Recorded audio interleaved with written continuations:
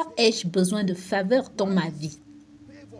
Pourquoi la faveur est-elle ou devrait-elle être une nécessité si importante? La première raison est que l'accomplissement de la destinée et la production de résultats sur cette terre ne se font pas en un clin d'œil. L'accomplissement de la destinée dépend du temps. Et cela signifie que si le temps est contre vous, Jean chapitre 9, verset 4, est-ce que Dieu parle à quelqu'un? Jean chapitre 9, verset 4, il dit, « Il me faut faire les œuvres de celui qui m'a envoyé pendant qu'il est jour. » Jésus parle. Il dit, « La nuit vient en laquelle personne ne peut travailler. » En d'autres termes, l'accomplissement de ma destinée dépend du temps. Je n'ai pas tout le temps. Si je ne maximise pas le temps, un temps viendra où je ne pourrai pas accomplir ma destinée. Cela signifie que si pour une raison quelconque, vous avez été conçu pour vivre 100 ans et que vous renaissez de nouveau à l'âge de 40 ans, d'un point de vue spirituel, vous avez perdu 40 ans. 40 ans sont déjà contre vous. Sommes-nous ensemble maintenant? Il vous faudra introduire dans votre vie un système qui puisse remédier à ces 40 ans. L'actualisation du destin dépend du temps. Ecclésiaste chapitre 12, versets 1 et 2, écriture populaire.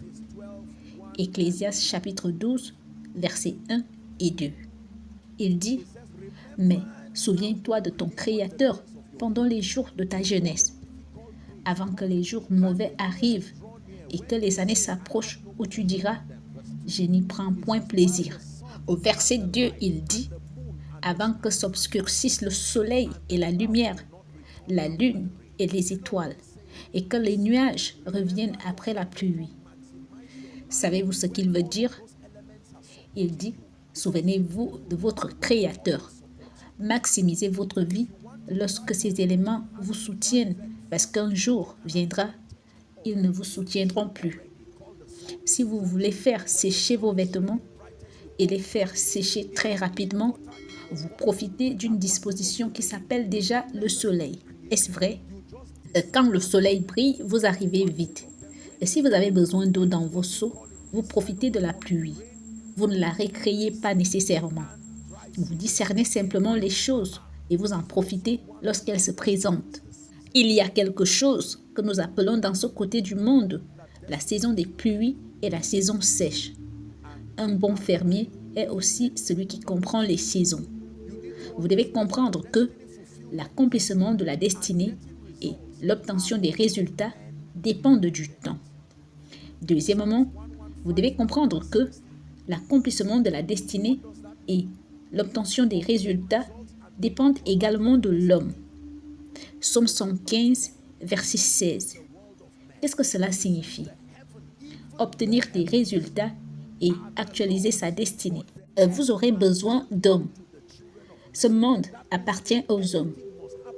Il dit que les cieux sont les cieux de l'Éternel, mais il a donné la terre au Fils de l'homme. Cela signifie que si quelque chose doit se produire de ce côté-ci du royaume de Dieu, vous ne pouvez pas le faire de façon isolée, avec la coopération de l'homme. Est-ce que nous apprenons maintenant? L'accomplissement de votre destinée et la production des résultats dans ce royaume dépendent de l'homme. Cela signifie, c'est ce que partageait le pasteur Jerry avec nous il n'y a pas longtemps. Et il disait qu'il est possible que quelqu'un ne vous aime pas. Vous savez qu'ordinairement, sans aide, vous êtes en difficulté. Et si cet homme est un gardien, les gardiens sont des gens que vous ne pouvez pas écarter. Vous ne pouvez pas les écarter parce qu'ils contrôlent les systèmes et les structures. La seule chose que vous pouvez faire avec eux, c'est que Dieu vous accorde sa faveur à travers eux. Quand les voies d'un homme plaisent à l'Éternel, il fait en sorte que ce type d'ennemi soit en paix avec vous. Ce ne sont pas eux que vous chassez, parce qu'ils sont des gardiens. Comment chasser Pharaon d'Égypte? Lorsque Dieu veut vous aider à sortir de cette prison, il fera en sorte que Pharaon vous aime. Mais prier pour que Pharaon quitte l'Égypte, ce n'est pas une prière sage, car l'Égypte lui appartient. Elle est sous son influence. Est-ce que vous apprenez maintenant? L'accomplissement de la destinée dépend de l'homme. Troisième point. Le troisième fait que vous devez savoir et qui nécessite l'étude au sujet de la faveur est que le monde entier gît dans la méchanceté. Sous le siège de Satan, le monde entier gît dans la méchanceté. 1 Jean chapitre 5 verset 19. Très rapidement. 1 Jean chapitre 5 verset 19. Il dit, nous savons que nous sommes de Dieu et que le monde entier est sous la puissance du malin. La Bible dit que le monde entier vit dans la méchanceté.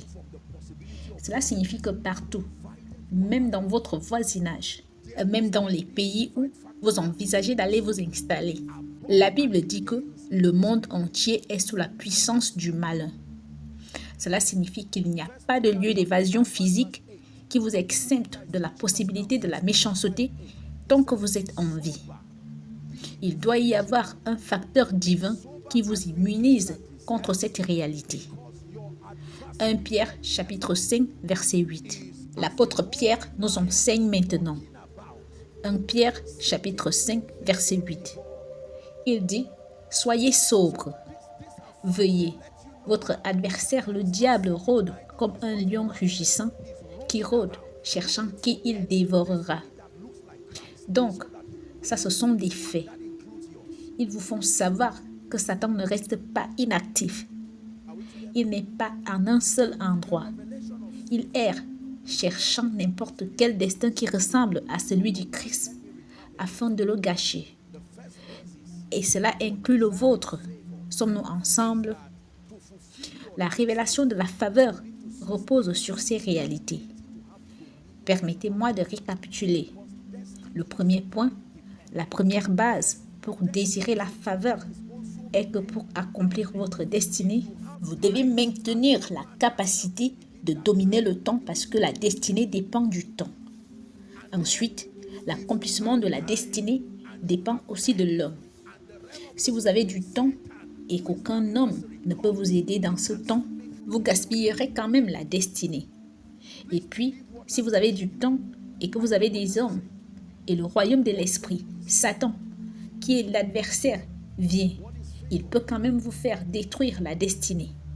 S'il vous plaît, croyez ce que je vous enseigne. Je sais ce que je dis. Qu'est-ce que la faveur? Qu'est-ce que la faveur? Être favorisé signifie bénéficier d'une gentillesse inhabituelle, d'une acceptation inhabituelle et d'un accès inhabituel. Notez cela s'il vous plaît. Voilà ce que signifie être favorisé. Et si ces trois choses ne sont pas présentes dans votre vie, vous n'êtes pas favorisé.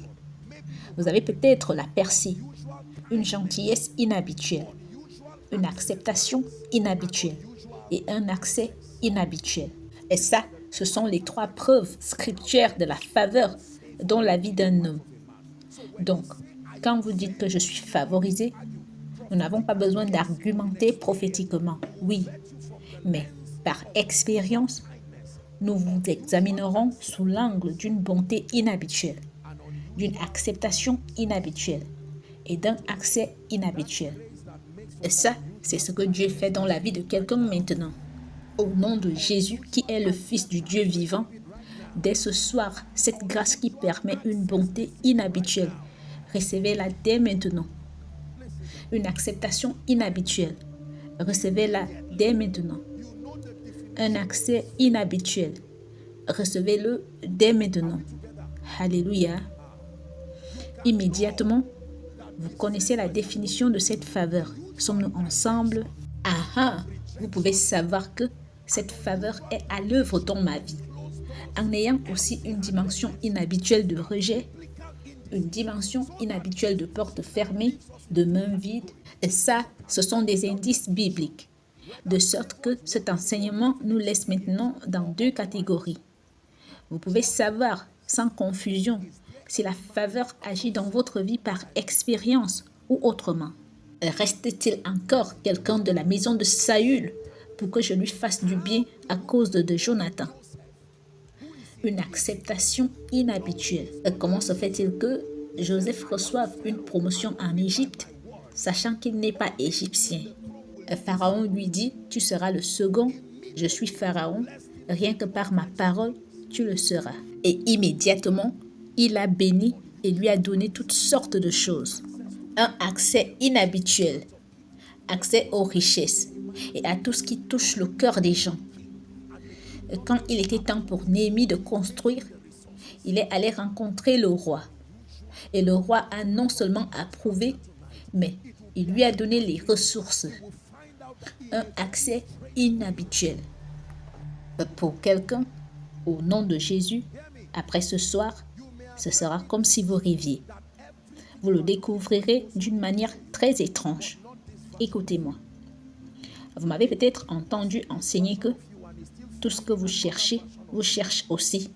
Mais pas cette version de vous. Ça continuera à passer devant vous jusqu'à ce qu'elle retrouve la version de vous qu'elle recherche. Et puis cette version de vous émerger ce soir. Une gentillesse inhabituelle. Une acceptation inhabituelle. Un accès inhabituel. Et Jésus qui a grandi lui-même dans la faveur. Luc chapitre 2, verset 52. La Bible dit que Jésus croissait en sagesse, en stature et en grâce devant Dieu et devant les hommes. Il a prouvé la validité de la faveur dans sa vie, demandant à quelqu'un d'aller sur une route où les routes se séparent. Et il dit, vous verrez un anon attaché que personne n'a encore monté. Même le propriétaire, détachez-le et ramenez-le. Et si quelqu'un vous demande, dites-lui que je ne suis pas un voleur, mais le Seigneur en a besoin. C'est moi le vrai propriétaire, vous n'êtes qu'un gardien qui le garde. Et cela signifie qu'il y a des gens qui détiennent des choses dont ils n'ont pas été autorisés à en profiter, parce qu'ils les gardent pour certaines personnes. Ils ne savent pas pourquoi ils ne peuvent pas en profiter, et pourtant ils en prennent soin, parce qu'ils attendent qu'un manteau vienne sur votre tête afin qu'ils vous le remettent. Au nom de Jésus, je prophétise par la puissance qui a ressuscité Jésus-Christ d'entre les morts, et tout ce qui doit venir sur votre tête pour faire en sorte que ce qui vous appartient vienne à vous, que ça vienne maintenant au nom de Jésus. Alléluia. Genèse chapitre 39. Genèse chapitre 39, est-ce que Dieu nous parle? Genèse chapitre 39 du verset 1 au verset 4. On fit descendre Joseph en Égypte. Et Potiphar, officier de Pharaon, chef des gardes égyptiens, l'acheta des Ismaélites qu'il y avait fait descendre. Nous lisons jusqu'au verset 4, s'il vous plaît. Ensuite, la Bible dit, l'Éternel fut avec lui, et la prospérité l'accompagna. Il habita dans la maison de son maître d'Égyptien. Son maître vit que l'Éternel était avec lui et que l'Éternel faisait prospérer entre ses mains tout ce qu'il entreprenait. Verset 4. Joseph trouva grâce aux yeux de son maître qu'il employa à son service, l'établit sur sa maison et lui confia tout ce qu'il possédait. Écoutez, partout où vous entendez parler de faveur, vérifiez-la par les indices que je vous ai donnés. Une bonté inhabituelle, une acceptation inhabituelle, un accès inhabituel. Ici, vous le voyez dans la vie de Joseph. Exode chapitre 3, verset 21. Écriture populaire. Il dit, je ferai même trouver grâce à ce peuple aux yeux des Égyptiens. Et quand vous partirez, vous ne partirez point vide. Le vide a une explication spirituelle. Quand vous voyez la main d'un homme vide, vous avez les mains pour recevoir et pourtant rien ne vient dessus. Il y a une explication. Manque de bonté. Manque d'acceptation, manque d'accès. S'il vous plaît, n'oubliez pas cet enseignement de ce soir. Gravez-le dans votre esprit. La bonté, l'acceptation et l'accès. Esdras chapitre 7, verset 6. Esdras chapitre 7, verset 6. Cet Esdras vint de Babylone et il était un scribe versé dans la loi de Moïse donnée par l'Éternel, le Dieu d'Israël. Et comme la main de l'Éternel, son Dieu, était sur lui, le roi lui accorda tout ce qu'il avait demandé. Combien est-ce que vous voyez encore la formule? Une bonté inhabituelle, une acceptation inhabituelle, un accès inhabituel. Et ce que je vous enseigne est une révélation que l'Esprit de Dieu m'a montrée sur la faveur. Le roi lui a accordé tout ce qu'il a demandé. Mais la demande était conforme à la main de l'Éternel sur lui, pas selon ce que le roi voulait. Il y avait quelque chose sur lui qui faisait que le roi répondait à tout ce qu'il disait. Lisez-le attentivement. La demande fut accordée selon la main de l'Éternel sur lui. Et si cette main était enlevée, le roi dirait: tu es fou, qu'est-ce que j'ai dit hier? J'ai changé d'avis. Que quelque chose vienne sur vous. Je le répète encore, au nom de Jésus, le Fils du Dieu vivant. Le monde est trop méchant pour que vous puissiez indéfiniment avoir une bonté inhabituelle. Trop méchant pour que vous puissiez indéfiniment bénéficier d'une acceptation inhabituelle. Trop méchant pour que vous puissiez avoir un accès inhabituel.